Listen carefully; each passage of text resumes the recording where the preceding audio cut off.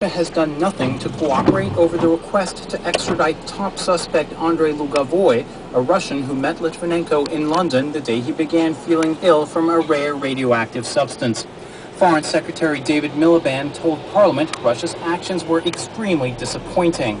It suggests that the Russian government has failed to register either how seriously we treat this case or the seriousness of the issues involved, despite lobbying at the highest level and clear explanations of our need for a satisfactory response. Miliband said Britain would expel 4 Russian diplomats and review its relations with Moscow.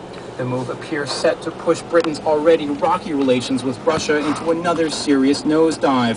Officials in Moscow are promising an adequate response.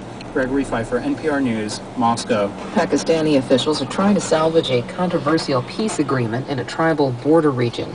Taliban leaders yesterday scrapped the agreement, and more than 70 people, mostly Pakistani police and soldiers, have been killed in suicide bombings over the weekend.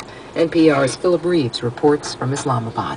The peace agreement in North Waziristan was struck last fall after the Pakistani army failed to flush militants out of the area using force and lost hundreds of soldiers in the process.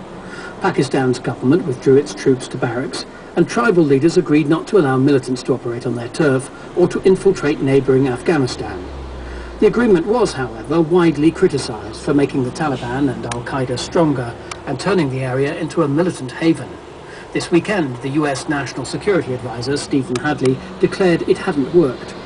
Pakistan's government's now trying to salvage the agreement. A Foreign Ministry spokeswoman said there were talks today between provincial government officials and tribal elders, a strategy she described as an internal matter for Pakistan. Philip Reeves, NPR News, Islamabad. On Wall Street, the Dow Jones Industrials are up 17 points at 13,924. The Nasdaq down 13 at 2693. This is NPR. Support for NPR comes from the Robert Wood Johnson Foundation, supporting health insurance coverage for all America's children. On the web at covertheuninsured.org. You're listening to Hawaii Public Radio at 8:04. Good morning, I'm Derek Malama. A small earthquake occurred just before 2 a.m. this morning on Hawaii Island. The U.S. Geological Survey reports the quake registered a 3.2 magnitude. It occurred 5 miles west of Kalapana. No tsunami bulletins were issued. Here's some good news for drivers. Hawaii does not have the highest gas prices in the U.S. anymore. The AAA says that Hawaii only had the 5th highest priced gas in the country yesterday. Regular unleaded cost an average of $3.28. Nebraska has the most expensive gas in the country at $3.34 a gallon.